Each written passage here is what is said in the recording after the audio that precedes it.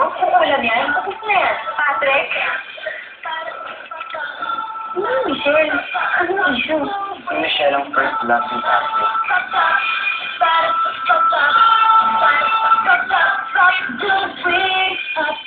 Oh? Talaga? So, ibig mo bang sabihin, jowa ni Patrick dati si Michelle? Kung alam ko hindi eh. Yun ang malabo.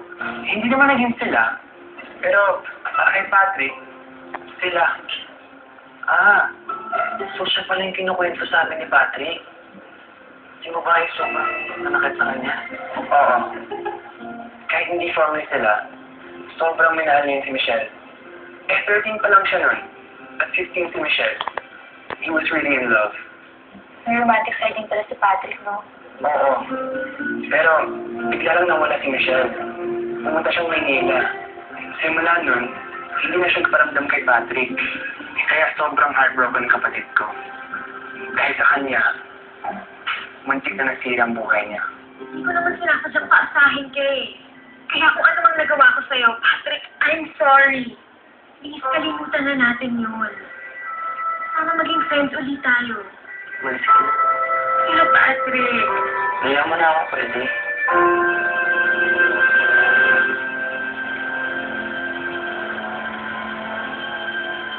Nung umalis si Michelle, naging problem child yung si Patrick. Pinabayaan niya yung pag-aaral niya. Napapaaway siya sa school. Ayun, nakick out siya. nakikaw si Patrick? Eh kasi, sabi ni Patrick sa amin nun, kaya siya lumipat ang school namin.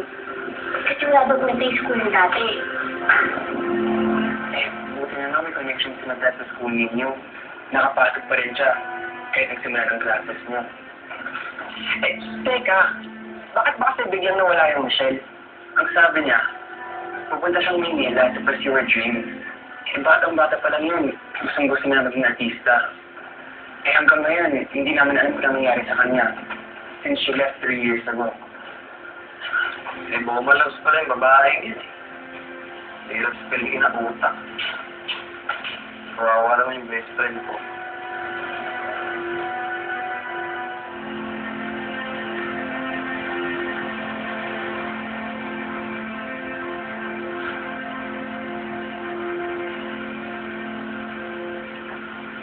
Patrick? Ay ka man ba? Obviously hindi, diba? Basta, kung ano man ang dinidibdib mo. Kailangan lang katamay. Kailangan mo lang may kinig sa'yo. Dito na kami ng barkada. At saka kahit lagi tayo nag-aaway, dito lang ako para sa'yo. Salamat, Ella. Pero sa ngayon, gusto ko muna mapag-isa.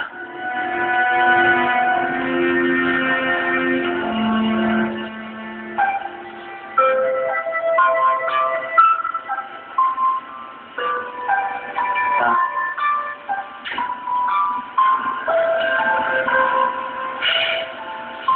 Ako, ang bulso ko, naglalambing mo naman. Saan ka ba galing, ha? Taon na pa kami umuwi sa'yo ng daddy at kuya mo. Alam mo, nagpahangin lang ako. Patrick, anong problema?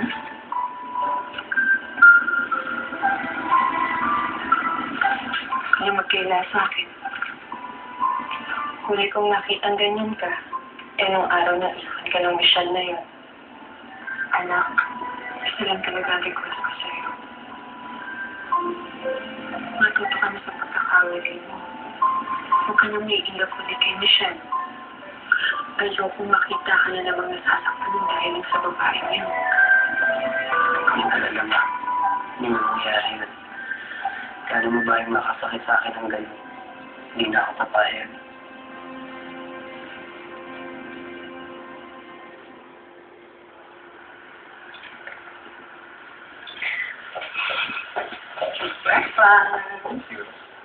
Mommy, Daddy, may gusto po sana nakipagpaalam sa inyo eh.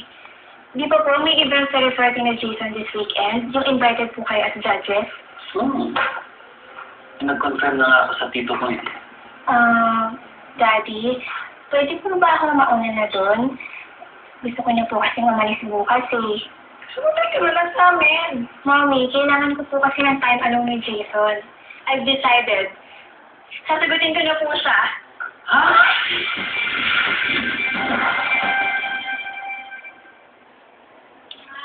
Sir Jason, pansin ko lang. Baka na tinatapos siya at tumatalaw bilang mga kasya. Dito ba yung ba sinabi niyo sa akin? Sumuko na ba talaga kayo sa panliligaw sa kanya? Ewan ko. Hindi ko kasi nakita yung point kasi bakit ko pa itutuloy. Hindi naman na-appreciate yung mga ginagawa ko para sa kanya. Yung efforts ko. Binabaliwala na niya yung feelings ko.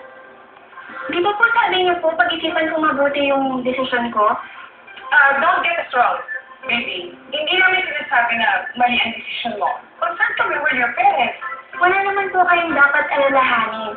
Di ba yung trust me naman? Yes. Matagal ko na po itong pinag-isipan. Pero ngayon, sure na po ako. Jason is the one for me. Nakanda na po akong sagutin siya.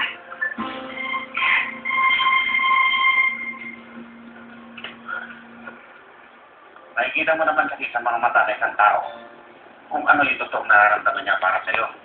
Sa nakikita ko na tinitingnan ka niyo kasi, wala akong nakita eh. Pasensya na kung masakit ang sinabi ko, pero matagal ko na kasi napapansin yun. Okay lang yun, mahabay.